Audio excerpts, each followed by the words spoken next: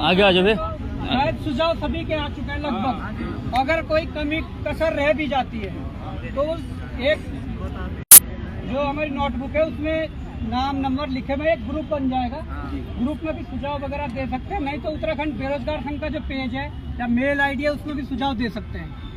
जो अभी तक हमारे पास सुझाव पहुंचे हैं, जो हमने नोट किए हैं, वो मैं आप सबके सामने बताना चाहता हूँ, है ना। और जो सही है उस पर आप सब सहमति जताकर उसको फाइनल करें, है ना। तो मैं शुरू करता हूँ एक साइड से।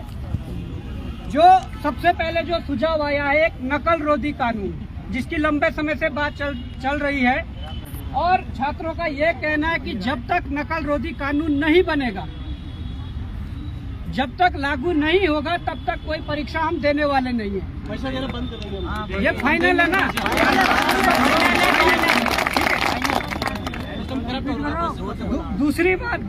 दूसरा सुझाव ये है कि जो नोटा आपने चुनाव के दौरान सुना होगा, चुनाव के दौरान सुना होगा, उस नोटे की जरूरत अब OMR सीट में पड़ने वाली है। वो इसलिए कि जो करप्शन अंदर OMR भरने पर किया जाता है, अगर 5वां ऑप्शन नोटा का होगा तो जो 100 क्वेश्चन होंगे, जिसको जो नहीं आ रहा आपको 60 आ रहे 70 आ रहे आप करिए, पर जो आपको 30-40 क्वेश्चन नहीं आ रहे उसमें आपको नोटा भरना पड़ेगा। इसलिए वो सारी संभावनाएं समाप्त हो जाएंगी जो करप्शन होता है। 2 सुझाव सामने आए हैं, 2 पर मुहर लग चुकी है। तीसरा सुझाव ये है, CBI जांच की मांग हो रही है। यहाँ पर कोई बिल्डर थोड़ा जमीन का घोटाला कर देता है, वहाँ पर CBI इन्वॉल्व हो जाता है, परंतु लाखों युवाओं के भविष्य के साथ खिलवाड़ हो रहा है, इनके भविष्य को बेचा जा रहा है। उसके बाद भी क्या राज्य सरकार या केंद्र सरकार इतनी संवेदनशील नहीं है कि इन युवाओं के भविष्य के साथ जो खिलवाड़ कर रहा है उनके ऊपर CBI जांच होनी चाहिए। CBI जांच की मांग यहाँ पर सामने आई है, बताइए सहमत हो?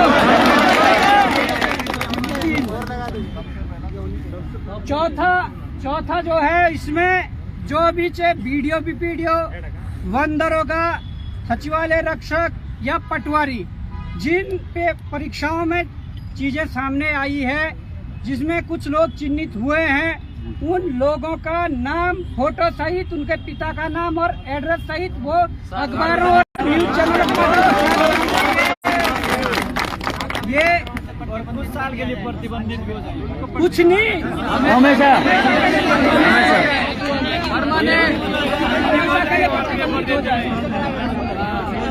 जिंदगी में शॉर्टकट तरीका नहीं है, ये हमेशा के लिए प्रतिबंधित हो। ये 4 सुझाव अभी आ गए हैं। 5वां सुझाव मैं पढ़ने जा रहा हूँ। 5वां सुझाव ये आया है कि जब परीक्षा होती है तो जैमर जो लगते हैं वो लगे नहीं होते हैं। जो ब्लूटूथ वाली गैंग है वो अलग है। देखो, करप्शन करने वाले भी तो अलग अलग है। कोई क्वेश्चन बैंक बाहर कर रहा है, कोई पेपर बाहर कर रहा है, कोई ब्लूटूथ के जरिए करवा रहा है, कोई वहाँ पर अपना बंदा भेजकर पर्ची करवा रहा है, कोई OMR में छेड़छाड़ करवा रहा है। तो अलग अलग गैंग है। हर गैंग के लिए हमारे पास चाहिए कि ऐसे प्रावधान हो। उसमें जैमर्स वाली जो बात है वो भी है, और मुझे लगता है इसके साथ हमें CCTV कैमरे जोड़ने चाहिए, है ना। CCTV और जैमर जो लगने चाहिए। तो ये 5 सुझाव हो चुके हैं अभी तक, सभी लोग ध्यान से सुनना। और 6ठा जो सुझाव है, पुलिस भर्ती की जांच हो। पुलिस भर्ती की जांच इसलिए भी जरूरी है, देखिए हम जांच बोल रहे हैं, ठीक है, वो बोलेंगे कि जांच हो, वो बोलेंगे जांच हो, और अगर हमारे पास कुछ नहीं होगा तो अपने स्तर पे क्लीन चिट दे देंगे। पर हमारे पास चीजें हैं, धांधली हुई है, हमारे पास फोन रिकॉर्डिंगें हैं जिसमें ये बताया जा रहा है कि हाँ 2 हम ले दे के बात की जा रही है। हमारे पास लोग हैं जिन्होंने पैसा दिया है, हमारे पास लोग हैं जिन्होंने पैसा लिया है, इसलिए जांच होना जरूरी है। ये 6 पॉइंट हो गए हैं, बन रहे टिक लग रहे।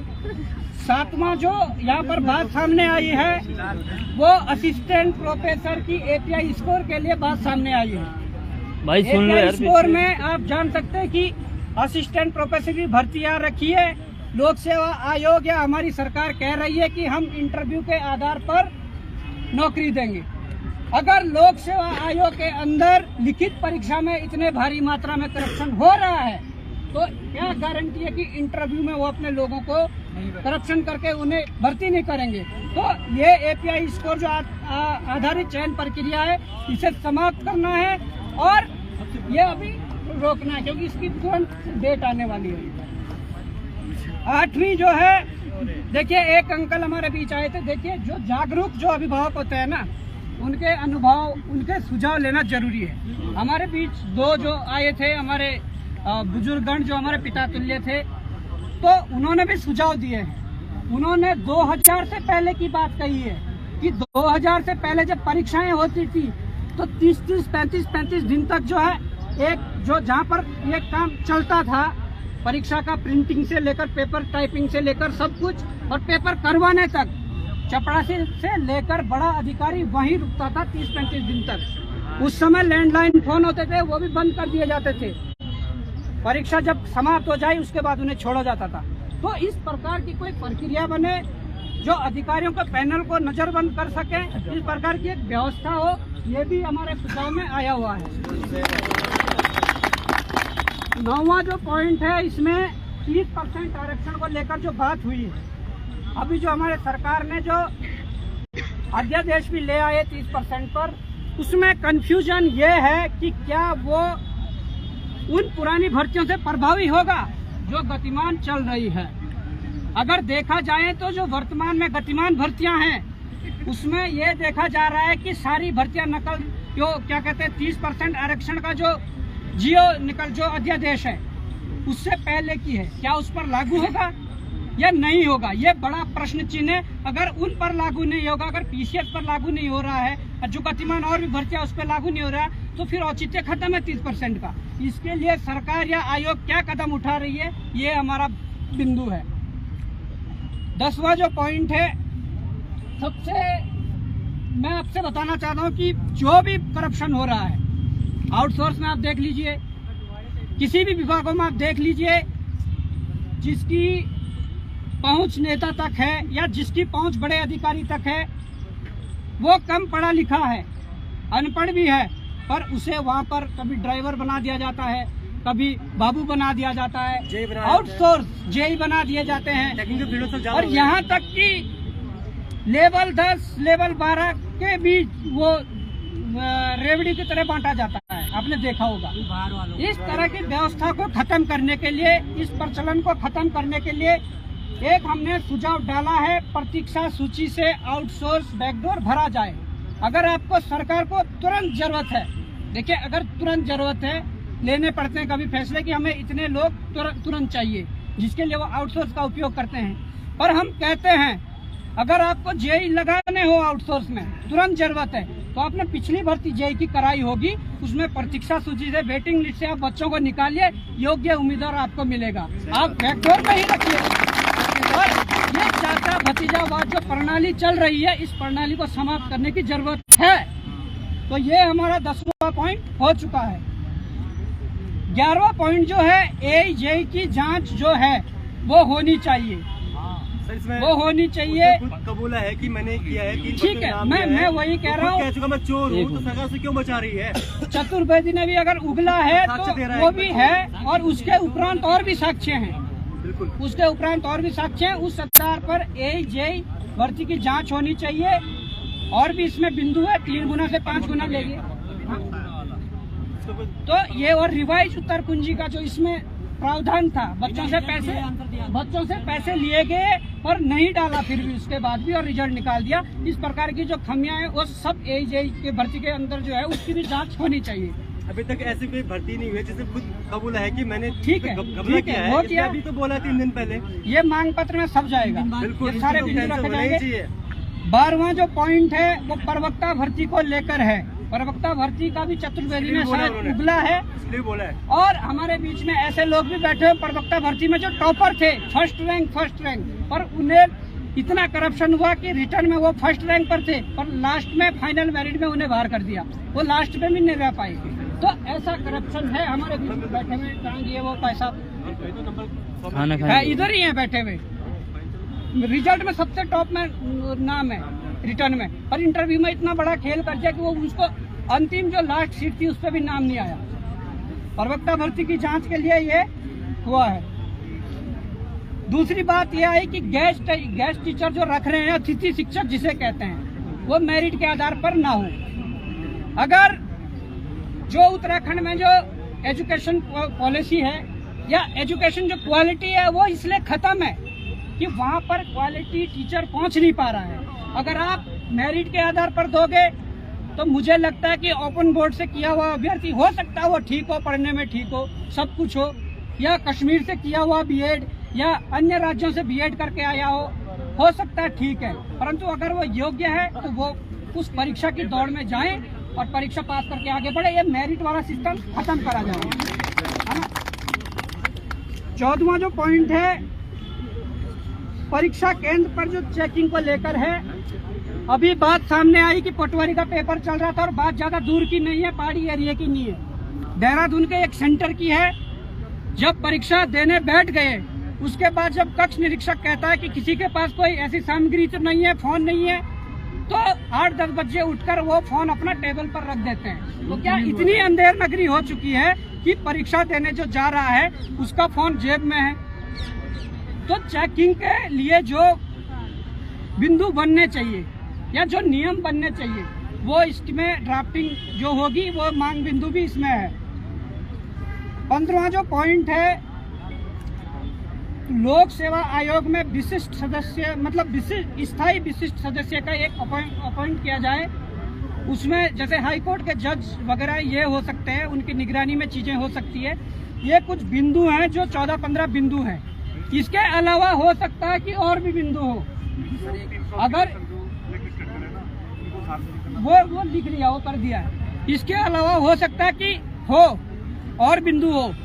इसमें मुझे लगता है कि अधिकतर 95% लोगों के फोन नंबर वगैरह जो लिखे हैं वो आ चुके हैं। उसमें ग्रुप बन जाएगा, आप ग्रुप में सजेशन दे सकते हो। आप उत्तराखंड बेरोजगार संघ की जो मेल आईडी है उस पर सजेशन दे सकते हो। उत्तराखंड बेरोजगार संघ का जो ऑफिशियल फेसबुक पेज है उस पर ही वो मेल आईडी मिल जाएगी। तो जो भी सुझाव देने हो दो।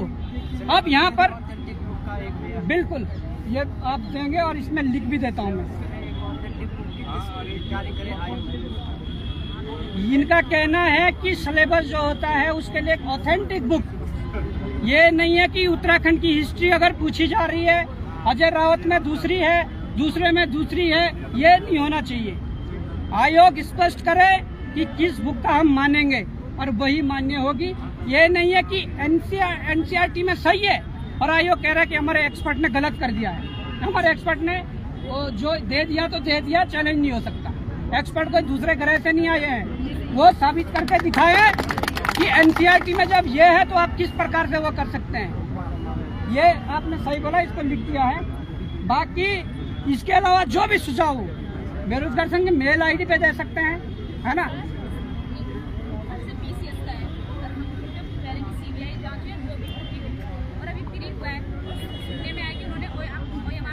नष्ट कर दी इस वजह से हम उन पे कुछ कर सकते हैं। ये बहुत बड़ा पॉइंट है सर। अभी सिर्फ प्री का रिजल्ट आया। मैं आपकी बात से बिल्कुल सहमत हूँ। और जो आप लोअर पीसीएस की बात कर रहे हो ना, अपर पीसीएस की, ठीक है, अपर पीसीएस की आप बात कर रहे हैं, उसमें जो चीजें सामने आएंगी, हमारा कांटेक्ट जो पीसीएस जो दे रहे हैं उनसे सबसे है और उन्होंने भी चीजें हमें बताई है। अब हाँ, इतना हम उसको अभी जल्दीबाजी में देख नहीं पाए कि चीजें क्या क्या है। उस आधार पर उसमें भी कार्रवाई करवाएंगे। बाकी लोअर पीसीएस की जो मेरे जहन में बात है, लोअर पीसीएस में जब परीक्षा हुई थी तो ये मैं बता देना चाहता हूँ कि चाहे एसटीएफ का बयान आया हो या अखबार में हमने किसी औरों का बयान देखा हो, उसमें यह स्पष्ट लिखा गया था कि चतुर्वेदी को पटवारी का पेपर का जिम्मा दिया गया था।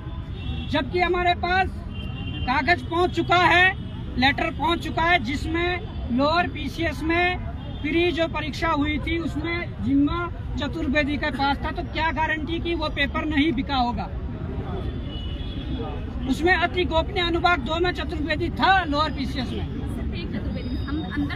मैं वही कह रहा हूँ, और एक चतुर्वेदी नहीं है, वहाँ पर और भी चतुर्वेदी है। तो ही चतुर्वेदी है। उन चतुर्वेदियों की जांच करनी है, उन चतुर्वेदियों की जांच करवानी है, उसके उपरांत ही जो आगे चीजें बढ़ेंगी। ऐसा नहीं है कि तुम पोस्टपोन करो, दूसरे महीने करवा दो, ये सॉल्यूशन नहीं है। सर जांच इसमें की करनी चाहिए अध्यक्ष। बिल्कुल, जो जांच के घेरे में तो पूरा आयोग है और वो आयोग के ही एक अंग है, होना चाहिए जो भी हो, उसमें हमें कोई परहेज नहीं है, हमें कोई रिश्तेदारी करनी नहीं है उन लोगों से। भाई तुम्हें रखा है पारदर्शी परीक्षा करवाने के लिए रखा है, तो वो तुम करवाइए, है ना। बाकी और किसी के जहन में कोई सुझाव? पटवारी गारंटी क्या है कि आप उसी के बाद दोबारा अगर ना करें मैंने बात उसी को पकड़ा दे तो उसका हो गया है। हाँ, जो 380 क्वेश्चन बाहर हुए थे या जो पहले और भी है। ठीक है, ठीक है, ठीक है, ठीक है, जो पेपर बन चुके हैं। ठीक है, ठीक है।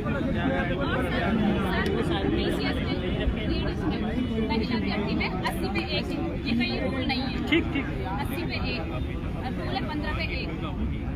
बाकी मैं बता देता हूँ, देखो जो भी सुझाव होंगे वो आप मेल आईडी पे दे सकते हैं या जो ग्रुप बनेगा उसमें भी दे सकते हैं।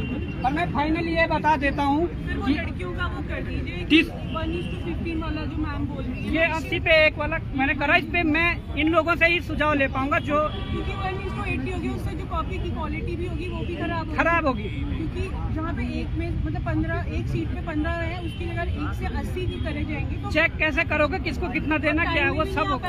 घपले भी होंगे उसमें और ज्यादा, वो करेंगे, उसमें करते हैं, उसमें डिमांड में रखते हैं। पुलिस की भर्ती दोबारा होनी चाहिए क्योंकि निकलने भी सब होगा। देखो हमारा सामने सुनो जिससे 15 मीटर वाली पहुंची वो पहुंचा रहा है 70 मीटर। भाई तो ऐसे ना समय दो ना। हमने इसलिए नहीं बोला कि इतने भाई लोगों की जिंदगी बर्बाद होने वाली है, खुद अपनी होने वाली है, इसलिए हमने बोला चल कोई बात नहीं कर ले बेटा, पर रिटर्न में तो नहीं होनी चाहिए। ठीक है, तुम्हारा तो फिजिकल कराओ, रिटर्न भी करा दोबारा। 1 लाख लगे, 2 लाख लगे, 2 करोड़ लगे, दोबारा भर्ती होनी चाहिए। जो सुझाव है मुझे सुनो जिंदगी का कोई वैल्यू नहीं है इतना। ये सवाल आपके आयोग से हो सकते हैं, सरकार से हो सकते हैं। भाई जी आप हमारे लीडर हैं ना, आप हम रखेंगे। देखो आप हमारे लीडर हैं, हम आपके बीच के लोग हम रखेंगे। जिसके ऊपर दोबारा लग रहे उसके जो भी इतना बड़ा पटवारी का पेपर लीक करवा रहा है। फाइनल कर लेते हैं, फाइनल कर लेते हैं। सुन लो, फाइनल हो रहा है। सुन लो बैठ जाओ भाई, बैठ जाओ यार। 2 मिनट बोलो भाई गलत सुनो 2 मिनट फाइनल कर लेते हैं। जाएंगे आप। जो भी सुझाव आए मैंने पढ़ भी दिए हैं और इस पे जो मांग पत्र बनेगा उसकी ड्राफ्टिंग हम यहाँ के कोचिंग संस्थानों के टीचर हैं या जो कोई और भी बुद्धिजीवी जो वर्ग है उनके सानिध्य में ये ड्राफ्टिंग करेंगे। बढ़िया तरीके से मांग पत्र बनाया जाएगा और हमें उम्मीद है कि कल या परसों में हमें आयोग से बुलावा भी आएगा, वहाँ ये चीजें रखेंगे। SIT जो गठित किए उनके हेड से भी मिलेंगे और मैं ये कहना चाहता हूँ कि मांगे जो है वो रहेंगी। सरकार आयोग आनाकानी नहीं कर सकता है, ये नहीं कर सकता कि टाल मटोलने वाली बात नहीं कर सकता है। अगर ये नहीं है कि जाएंगे और कुछ मान ली कुछ नहीं मानी तो हट जाए, पीछे बैठ जाए। एक ही मांगे भी इसमें से रह जाती है, सड़कों पे उतरना पड़ेगा। और आप लोग ये समझिए, आप एक अरे भाई सुन लो यार, आप एक अभ्यर्थी के तौर पे नहीं हो जो लोग यहाँ पे हैं। आप एक वॉलंटियर की उस पे हो, तर्ज पे आपको देखें कि मुझे लीड करना है, मुझे गाइड करना है, मुझे व्यवस्था बनानी है। ये आप लोग अपने आप जिम्मेदारी अपने लेनी पड़ेगी। अगर इसमें से सरकार किसी भी बिंदु पर मुकरती है तो मैं ये कहता हूँ कि समय है, हम अनाउंस करेंगे डेट, सबको करना है और एक दिन के लिए नहीं, फिर जब तक मांगे नहीं मानी करना है।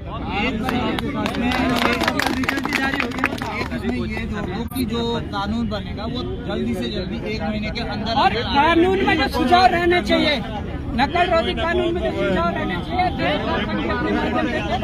आप लोगों के 10 दिन के अंदर बनना चाहिए कानून सीधा। क्योंकि आप लाइव हैं, आप एक बार यहाँ जो लड़कियाँ देखती तो है यूट्यूब पे, आप एक बार उनको बोलिए कि लड़कियाँ भी आए, क्योंकि जैसे वो बोलेंगे आप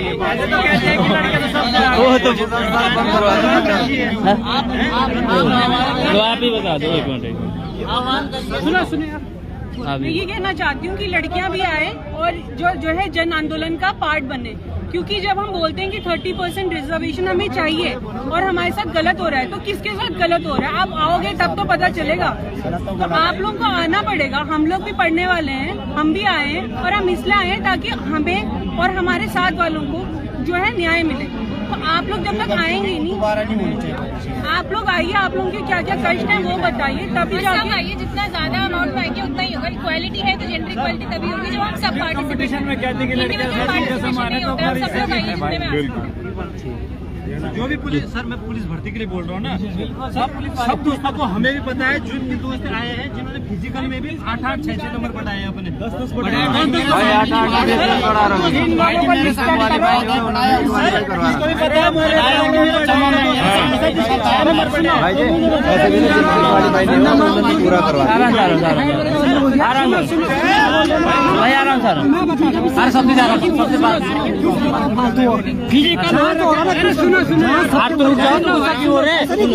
गुस्सा क्यों हो रहे फिर भाई, गुस्सा क्यों हो रहे फिर? गुस्सा काहे के लिए हो रहे? बोल रहा है ना वो, गुस्सा काहे के लिए हो रहा? बोलेगा, बोल मैं बोल भाई सुनो यार भाई जी यहाँ सुनो। अरे यहाँ सुनो पहले। फिजिकल की वीडियोग्राफी हुई है, ठीक है? आप लोग लिस्टेड करो उन नामों को, अपने आसपास के लोगों को बोलो जो आपको लग रहा है उनका लिस्टेड करो, आपका नाम नहीं आएगा, हम देंगे। हम बोलेंगे इस बंदे की वीडियोग्राफी दिखाइए, ठीक है? अच्छी बात है, तो है ही नहीं, किसी एक आदमी से नहीं है। नाम तो बोलेंगे, जांच करो।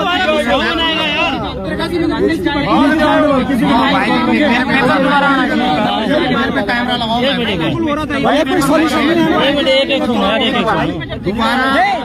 दोबारा हो जांच हो रही है। हमारी लास्ट हम कहाँ जाएंगे ये बताओ भाई जी, हमारी लास्ट कैंसिल हो, जांच में जो पाया जाएगा जो पाया जाएगा, चलो सब जो पाया जाएगा कैंसिल हो।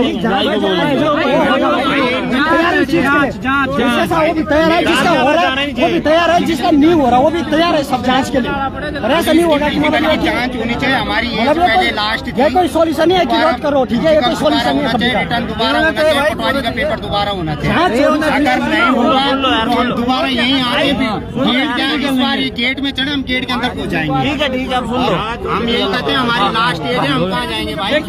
जो लास्ट हो जांच आपके साथ स्पेशल बोला जा रहा था कि प्रताप सिंह का लड़का कौन है वो आ गया। ऐसा भी बोला है, ऐसा भी बोला, सही बात बोल रहे हैं। देखो एक ही बात निकलेगी बाहर होनी चाहिए भाई, होनी जाएगी। नहीं बिल्कुल भाई फिजिकल के टाइम पे मेरे सामने बोला कि वो 13 महीने का ये बंदा महीने के अंदर उत्तराखंड बेरोजगार संघ जिंदाबाद, जिंदाबाद, जिंदाबाद। उत्तराखंड बेरोजगार संघ जिंदाबाद, जिंदाबाद, जिंदाबाद। उत्तराखंड बेरोजगार संघ जिंदाबाद, जिंदाबाद, जिंदाबाद। सभी पावर संघर्ष करो, हम तुम्हारे साथ हैं। सभी पावर संघर्ष करो, हम तुम्हारे साथ हैं। साथियों, जिस प्रकार से आपने आज देखा होगा कि एक छोटी सी सूचना पर इतने लोगों का सड़कों पर आना या बैठक के लिए आना और अपने सुझाव देना, ये दर्शाता है कि उत्तराखंड के युवाओं के अंदर कितना आक्रोश है। सरकार इस बात को ध्यान से सुन ले, सरकार इस बात को ध्यान से सुन ले कि आक्रोश युवाओं के अंदर कितना है। ये वो युवा है जो दिन रात मेहनत करते हैं। ये इनमें से कई युवा ऐसे हैं जो एटीएम में गार्ड की नौकरी करते हैं, होटलों में पार्ट टाइम जॉब करते हैं, बड़े बड़े मॉलों में पार्ट टाइम जॉब करते हैं और उसके बाद अपने कोचिंग का, लाइब्रेरी का खर्चा और खाने पीने का, कमरे का खर्चा उठाते हैं। तो ये सरकार को शर्म आनी चाहिए यदि इन युवाओं की बात ना मानी जाए। हम जो मांग पत्र तैयार करेंगे वो इन युवाओं के सुझावों पर आधारित है। और अगर उसके बाद भी ये मांगे नहीं मानी गई या इस पर कार्रवाई नहीं हुई तो हम सड़कों पर आने को तैयार है।